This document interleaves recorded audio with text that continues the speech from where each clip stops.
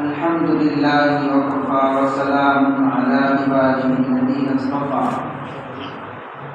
أما بعد فقد قال الله سبحانه وتعالى يا أيها الذين آمنوا قوا أنفسكم وأهليكم نارا وقودها الناس والحجارة وقال النبي صلى الله عليه وسلم من ولد له ولد فليحسن اسمه وأدبه إلى آخر الحديث۔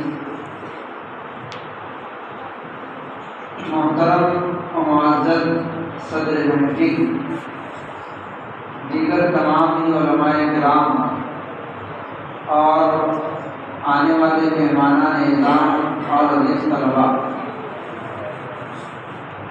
بڑی خوشی اور مسرت کا موقع ہے کہ ہم لوگ اپنے اس مدرسے کے سالانہ جلسے کے لیے اکٹھا اور جمع ہیں۔ بہت دیر سے آپ لوگ بچوں کا بہت اہم اور قیمتی پروگرام سماعت کر رہے تھے، اور یہ پروگرام کیا بلکہ یہ آپ کے سامنے سال بھر بچوں کی تعلیم جو ہوئی ہے اس کا نتیجہ ہے۔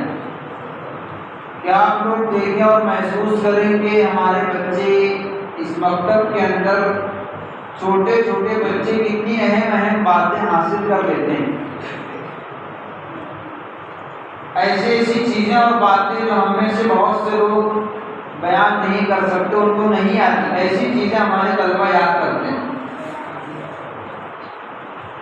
یہ ہمارے سامنے مکتب کا نتیجہ اور رزلٹ ہے کہ سال بھر پڑھائی کرنے کے بعد طلبہ نے کیا حاصل کیا۔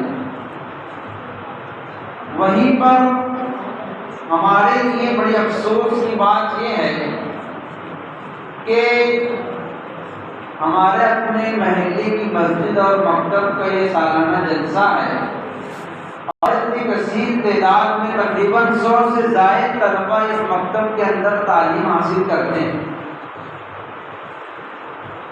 ایسے موقع پر طلباء کی حوصلہ افزائی تو یہ ہے کہ ان کے گھر کے تمام سرپرست اور ان کے گھر کے ان کے والدین اور ان کے جو بھی بڑے بھائی وغیرہ گھر کے اندر ہے، سب کے سب مجلس کے اندر موجود ہیں۔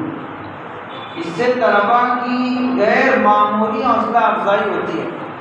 اگر ان کے والدین ان کے پروگرام کے اندر شرکت کریں اور سنیں تو اس سے طلباء کی حوصلہ افزائی ہوتی ہے، طلباء کو آگے بڑھنے کا حوصلہ پیدا ہوتا ہے۔ لوگ دیکھ رہے ہیں کہ اتنے کثیر تعداد میں طلباء ہیں اور سرپرست کتنی مقدار میں موجود ہیں۔ یہ ہمارے اندر دینی تعلیم کی اور بچوں کی پڑھائی اور ان کے مکتب کی اہمیت نہ ہونے کی وجہ سے، حالانکہ یہ اتنی اہمیت کی حامل چیز ہے کہ ہم کو کتنا ہی اہم سے اہم کام ہو اس کو باری کر کے آگے پیچھے کر کے جلسے کے اندر شرکت کرنا چاہیے۔ ہم لوگ اتنا وقت نہ جانے کہاں پر خرچ کر دیتے ہیں، صرف کر دیتے ہیں۔ ہمارے بچوں کی تعلیم و تربیت ہمارا بنیادی حق ہے، ہم پر فرض ہے کہ اپنے بچوں کی تربیت کریں، اور مکاتب کے اندر ہمارے بچوں کی تربیت کی جاتی ہے، تعلیم دی جاتی ہے، تو ہم پر یہ فرض ہے کہ وہاں پر پہنچ کر کے ان کی حوصلہ افزائی کریں۔ ہم لوگ اس فرض سے دور ہیں۔ اللہ رب العزت نے قرآن شریف کے اندر ارشاد فرمایا یا ایھا الذین آمنوا قوا انفسکم واہلیکم نارا، اے ایمان والو اپنے آپ کو اپنے اہل و عیال کو جہنم کی آگ سے بچاؤ۔ تمام کے تمام ایمان والے مخاطب ہیں، ہم سب بھی ایمان والے ہیں، ہم بھی اس آیت کے مخاطب ہیں کہ اے ایمان والو اپنے آپ کو اپنے اہل و عیال کو جہنم کی آگ سے بچاؤ۔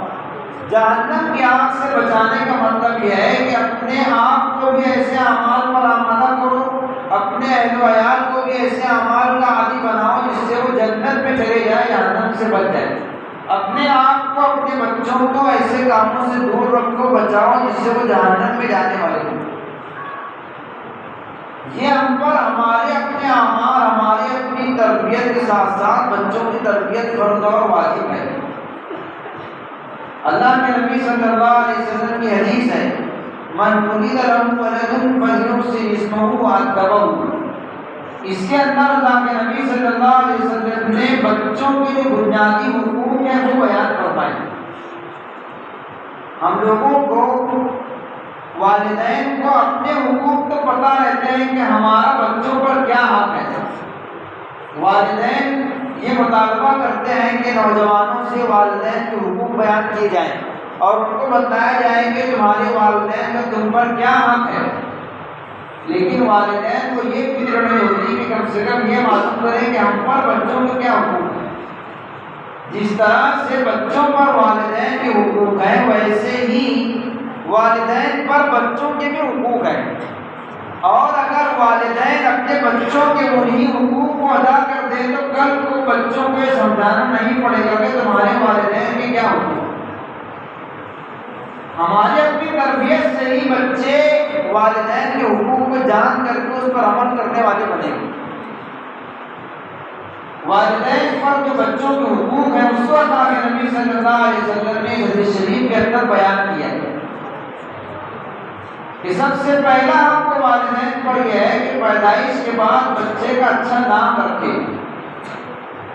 اور دوسرا بہت بڑا حق یہ ہے کہ اس کی تعلیم و تربیت کی فکر کرے، اس کو ادب سکھلائے۔ تعلیم و تربیت کا لفظ اتنا جامع ہے کہ اس کے اندر تمام چیزیں آ گئی۔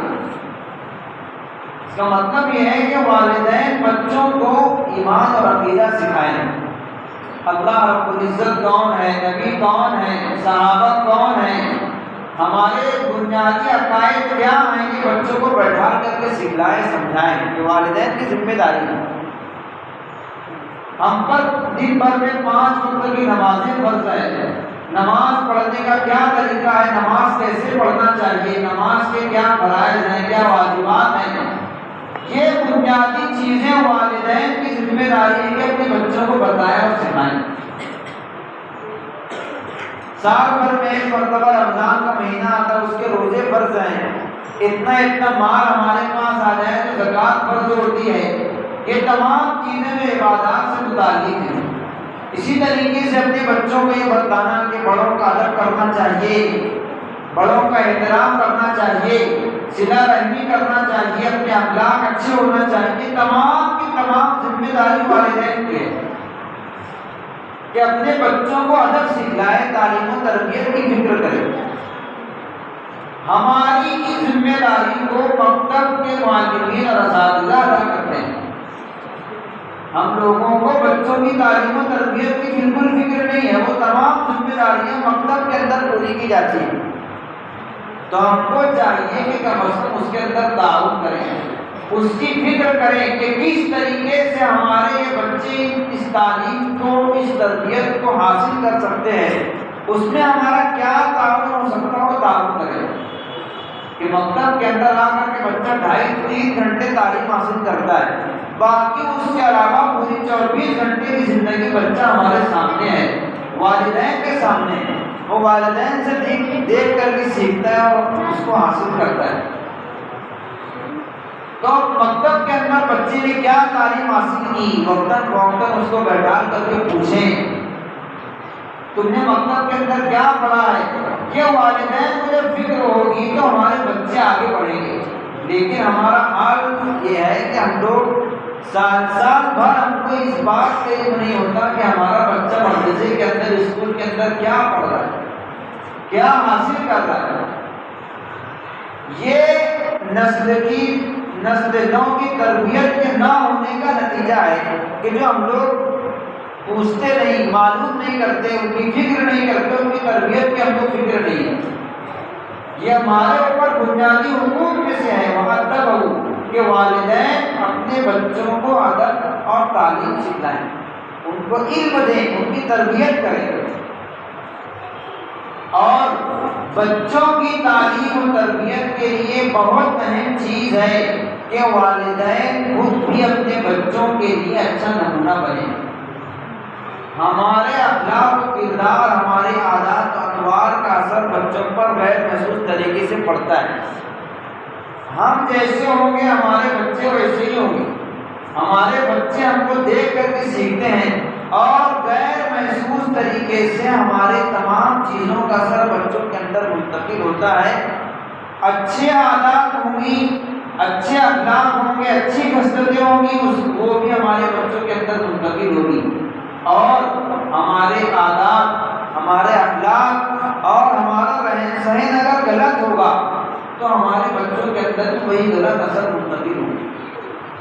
حضرت مولانا صاحب بن تھانوی رحمۃ اللہ علیہ نے ایک واقعہ لکھا ہے مختصر سا کہ ہمارے زمانے میں ایک عورت تھی، اس کو بچہ ہوا تو بچہ چور پیدا ہوا، آگے چل کر کے وہ چور ہوا۔ معلوم کیا گیا تو کہا کہ جب وہ اپنی ماں کے پیٹ کے اندر تھا اس وقت تو اس کی ماں کی عادت تھی کہ وہ چوری کیا کرتی تھی، تو اس کا اثر بچے کے اوپر پڑا کہ بچہ بھی بعد میں چور ہوا۔ اور اچھے اثرات کی منتقل ہونے کے بہت سارے واقعات ہیں، بہت مشہور واقعہ ہم لوگوں نے سنا ہے امام بخاری رحمۃ اللہ علیہ کا، کہ امام بخاری رحمۃ اللہ علیہ جنہوں نے صحیح بخاری لکھی ہے اور اس کے مصنف ہیں، ان کے بارے میں آتا ہے کہ ان سے کسی نے سوال کیا کہ آپ کا حافظہ اتنا پختہ کیسے ہو گئے؟ 11 سال کی عمر میں وہ محدثین کے حلقہ درس میں حاضر ہوا کرتے تھے اور بیان کرنے والے استاد سے حدیث میں غلطی ہوا کرتی تھی اس کو پڑھتے تھے کہ آپ سے یہ غلطی ہوئی ہے 11 سال کی عمر۔ تو کسی نے پوچھا کہ آپ کا حافظہ اتنا قوی کیسے ہوا؟ تو انہوں نے کہا کہ اس کی وجہ یہ ہے کہ میری والدہ ماجدہ نے کبھی بھی مجھ کو بغیر وضو کے دودھ نہیں پلایا۔ یہ والدہ کی اچھی عادت کا اثر بچے کے اوپر منتقل ہوا۔ ہم لوگ سوچتے ہیں تو بہت پرانی بات ہے، بہت پرانے لوگ تھے، آج ایسا کون ہے؟ ایسا نہیں ہے، پرانے تھے وہ بھی انسان تھے اور ہم بھی انسان ہیں۔ بہت قریب کا واقعہ آپ کو سناؤں۔ ہم سب جانتے ہیں شیخ الحدیث حضرت مولانا زکریا رحمۃ اللہ علیہ جو فضائل اعمال کے مصنف ہیں، بہت مشہور شخصیت۔ ان کے والد حضرت مولانا یحییٰ صاحب کاندھلوی رحمۃ اللہ علیہ جو مولانا الیاس رحمۃ اللہ علیہ کے بڑے بھائی تھے۔ حضرت شیخ نے اپنے والد کے متعلق یہ لکھا ہے کہ میرے والد رحمۃ اللہ علیہ جب دودھ چھوڑے 2 سال کی عمر میں تو ان کو پاؤں پارا حفظ تھا۔ ہمارے لیے بڑی تعجب کی بات ہوگی کہ 2 سال میں دودھ چھوڑنے کے بعد پاؤں پارا حفظ کیسے ہوگا؟ ہمارے بچے ناظرائی مکمل نہیں کر سکتے۔ بہت قریب کا واقعہ ہے، تقریباً 1330 اور 40 کے درمیان میں ان کی وفات ہے، حضرت مولانا یحییٰ رحمۃ اللہ علیہ۔ تو حضرت شیخ کہتے ہیں کہ میرے والد رحمۃ اللہ علیہ جب دودھ چھوڑے 2 سال کی عمر میں تو ان کو پاؤں پر ایک یاد تھا، اور اس کی وجہ بھی بیان فرمائی۔ اس کی وجہ یہ ہے کہ ان کو جو دودھ پلانے والی دایا تھی، ان کی والدہ نے ان کو دودھ نہیں پلایا تھا، کسی اور نے پلایا تھا۔ اس دایا کا یہ اہتمام تھا کہ کسی دن بغیر غسل کیے ہوئے اور خوشبو لگائے ہوئے ان کو دودھ نہیں پلایا جائے۔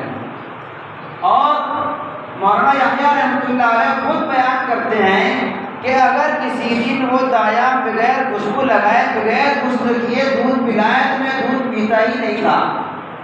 یہ ان کی حساسیت تھی۔ ان تمام چیزوں کا اثر بچوں کے اوپر پڑتا ہے اور پھر 7 سال کی عمر میں ان کا حفظ مکمل ہو۔ تو ہم یہ نہ سوچیں کہ پرانے واقعات ہیں، پرانے لوگ جو کیا کرتے تھے، ہم بھی کر سکتے ہیں، اپنی مستورات سے کروا سکتے ہیں۔ جیسے ہمارے اخلاق اور عادات رہے گی، جیسے ہم لوگ زندگی گزاریں گے، ہمارے بچوں پر غیر محسوس طریقے سے اس کا اثر پڑے گا۔ واقعہ سنانے کا مطلب یہ ہے کہ ہم بھی اپنے آپ کو اس طرح بنائیں اور ہم بھی چاہیں کہ ہماری گود میں پلنے والا بچہ اس طرح سے بن سکے، ہمارے گھر کے اندر پلنے والا بچہ اس طرح سے علم حاصل کر سکے، اس طرح سے حافظ قرآن بن سکے۔ ایسا کیوں نہیں ہے کہ ہمارے گھروں کے بچے اتنے بڑے ہو جانے کے بعد بھی ناظرہ قرآن کریم ختم نہیں ہوتا، ذہن کے اعتبار سے کمزور ہوتے ہیں۔ ہم ایک بار یہ بھی سوچیں گے کہ کہیں ایسا نہ ہو کہ میرے اثرات بچے کے اوپر پڑ رہے ہیں، میرے گناہوں کا اثر بچے کے اوپر پڑ رہا ہے، جس کی وجہ سے اس کو قرآن شریف یاد نہ ہوتا ہو۔ کبھی کبھی ایسا ہوتا ہے بچہ حفظ کلاس کے اندر ہے، اس کو سبق یاد نہیں ہو رہا، ممکن ہے کہ اس کے والد کے گناہوں کا اثر اس کے اوپر ہو۔ تو ہم کو ان چیزوں کی طرف بھی توجہ دینی چاہیے کہ ہمارے بچوں کی تربیت ہمارے ذمہ لازمی ہے، اور تربیت کرنے کے لیے جہاں پر ہم یہ چاہتے ہیں کہ ہمارا بچہ ایک اچھا سے اچھا حافظ قرآن ہو، عالم دین ہو، متقی ہو، صالح ہو، اپنے وقت کا بڑا انسان ہو، صالح ہو، وہیں پر ہم کو بھی اس کے لیے بہت زیادہ نیک بنانا چاہیے، وہیں پر ہم کو بھی اس کے لیے متقی اور پرہیزگار بننا چاہیے، ہمارے اپنے گھر کی مستورات کو نیکی کی طرف راغب کرنا چاہیے، تب جا کر کے ہم اپنے بچوں کو اس طرح دیکھ سکتے ہیں۔ یہ ہماری کمزوری اور کوتاہی ہے کہ ہم لوگ یہ چاہتے ہیں کہ بچے ہمارے اچھے سے اچھے ہوں، لیکن ہمارے اپنی زندگی کے اندر تبدیلی نہیں ہے۔ اپنی زندگی کو سدھاریں، ہمارے بچے ہم کو دیکھ کر کے سیکھتے ہیں۔ اسی کو اللہ رب العزت نے فرمایا کہ اپنے آپ کو، اپنے اہل و عیال کو جہنم کی آگ سے بچاؤ۔